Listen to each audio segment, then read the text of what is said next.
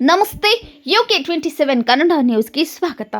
ಎಲ್ಲಿ ಮುನ್ನೊಳ್ಳಿ ಗ್ರಾಮದಲ್ಲಿ ಅದ್ಧೂರಿಯಾಗಿ ಕಾರ ಹುಣ್ಣಿಮೆ ಆಚರಣೆ.